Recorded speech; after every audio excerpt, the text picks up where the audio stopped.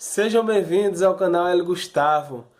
Para você que assistiu a primeira parte desse vídeo, a primeira parte desse projeto, hoje nós estaremos trazendo a segunda parte, tá? Que contempla o código do Arduino, linguagem de programação e também a demonstração prática. Se você ainda é novo no nosso canal, é a primeira vez, está visitando, nesse canal nós traremos conteúdo, estamos sempre falando de Arduino, de eletrônica, internet das coisas e robótica. Então seja bem-vindo, e se você ainda não conhece, olha a nossa vinheta antes de começar.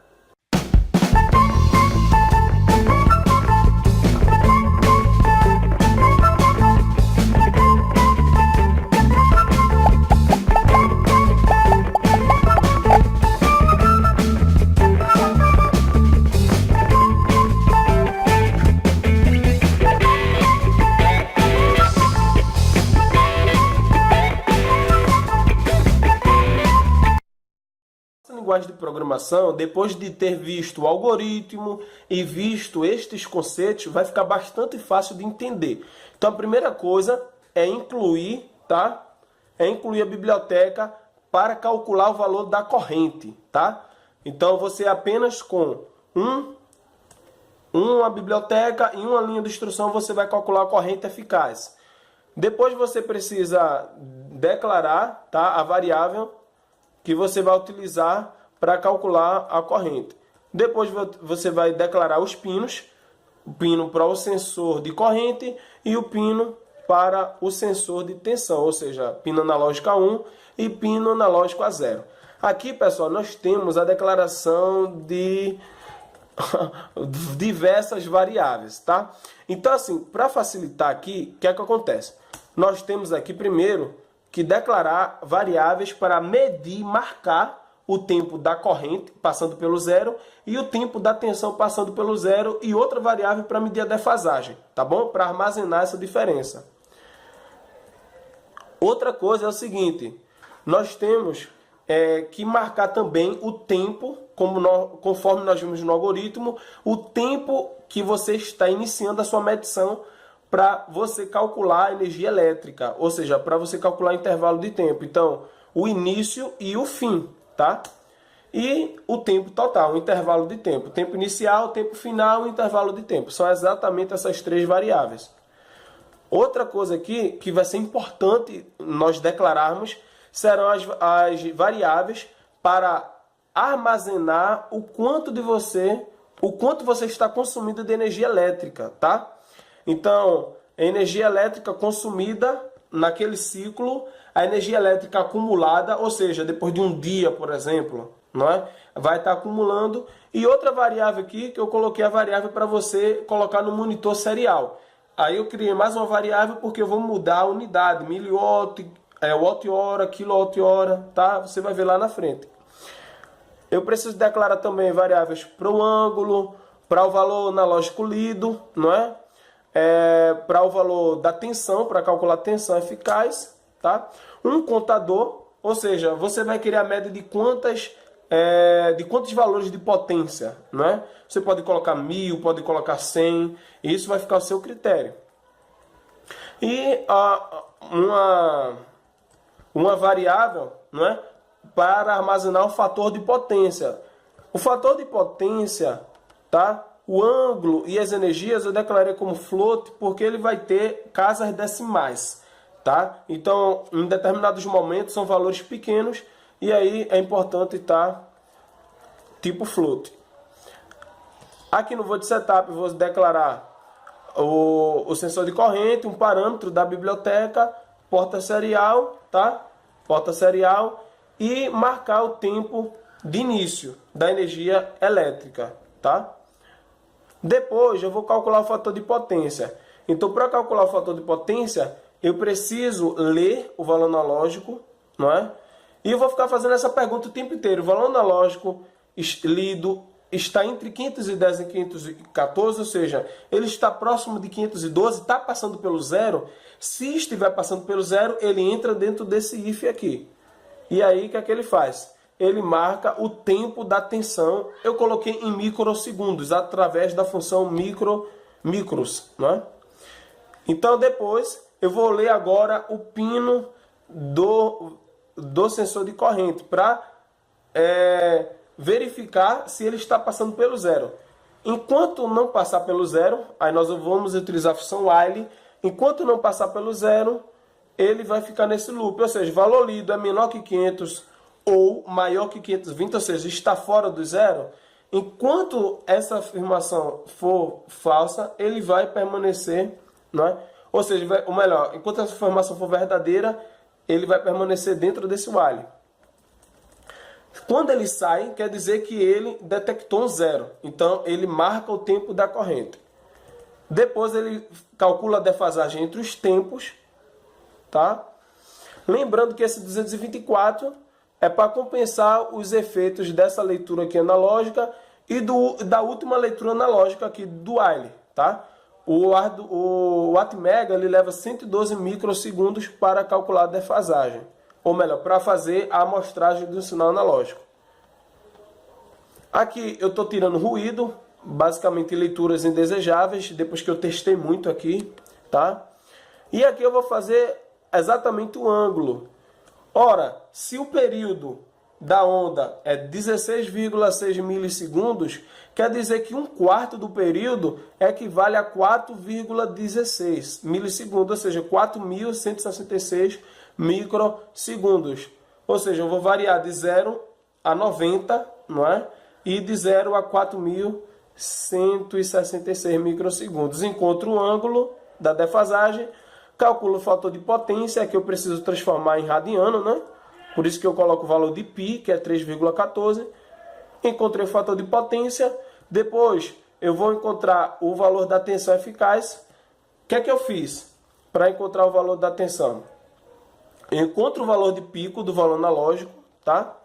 E o que é que eu fiz? Para o valor analógico de 1008, eu medi aqui na tomada, a tensão deu 208 volts eficaz.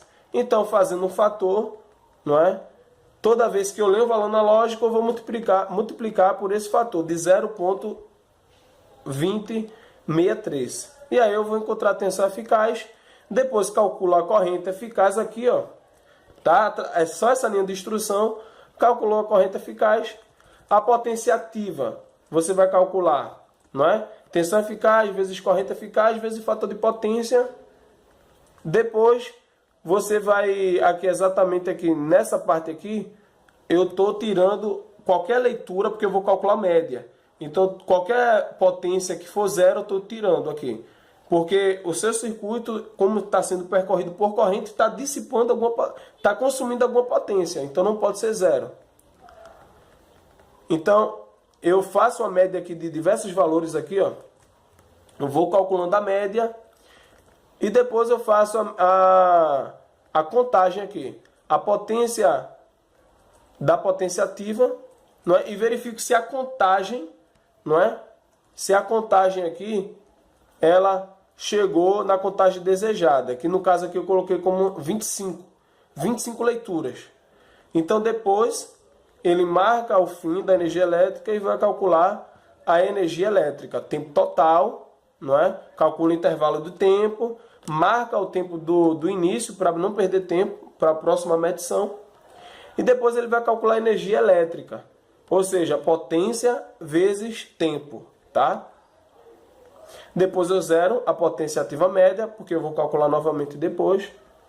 Aqui eu insiro na potência ativa, na energia elétrica consumida acumulada.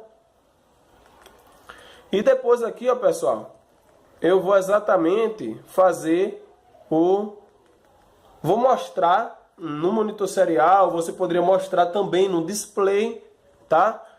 O valor. Aqui eu coloquei, não é? Por exemplo aqui, energia elétrica consumida acumulada, não é? Se for menor que 10.000, você tem o valor em mWh. Se for menor que... Se tiver entre esse intervalo aqui, maior que 10.000 e menor que 1 milhão, ele coloca em watt vezes hora. E se for maior do que 1 milhão, ele coloca em quilowatt-hora. Tá? Que é o valor de energia elétrica que nós consumimos na nossa casa. Pessoal, a ligação fica da seguinte forma: nós ligamos o trafo aqui, tá? Na tomada para pegar o sinal de tensão. Aqui estão as ligações das resistências, tá? Aquelas resistências em paralelo que nós vimos no esquemático do vídeo passado, tá? Aqui está o Arduino e esses dois fios aqui são os dois fios relativos ao sensor de corrente, tá? Que pega o sinal e envia para o Arduino que está conectado ao computador e nós vamos acompanhar no monitor serial, tá bom? Eu vou mostrar a vocês como eu conectei o sensor de corrente. Eu coloquei o cabo, o sensor de corrente aqui, tá? Cuidado com a eletricidade, tá bom? Ele é do tipo aqui, ó, não invasível, tá? Você conecta ele, envolve o cabo e prende. Beleza? Vamos ver esse projeto agora funcionando, monitorando os valores de tensão, corrente, fator de potência e energia elétrica. Bem, pessoal, depois de fazer o upload do código, nós temos essa tela aí, tá? O monitor serial mostrando, vou parar aqui a autorrolagem, não é, para nós vermos as seguintes características. Então nós temos, tá? Defasagem, né? Do sinal da corrente para tensão, por exemplo, nesse caso deu 1232 microsegundos, tá? Então, se você fizer o cálculo, vai dar 26 graus de defasagem, ou seja, fator de potência 0,90. Lembrando que isso é instantâneo, a toda hora isso aí está variando, tá? Com uma certa variando em torno desse valor, tá bom? Se você liga uma carga, liga uma lâmpada, liga um liquidificador, se for na indústria, se você ligar um motor, cargas indutivas ou capacitivas, o fator de potência vai mudar, tá bom? Aqui nós temos o valor maior analógico, tá? E aí nós tivemos aí, conforme nós vimos, não é, na explicação do código, o valor de tensão eficaz de 206 volts, tá? A corrente 1.13 ampere eficaz e a potência ativa instantânea 208 watts. E aqui foi a contagem, né, a leitura de número 17.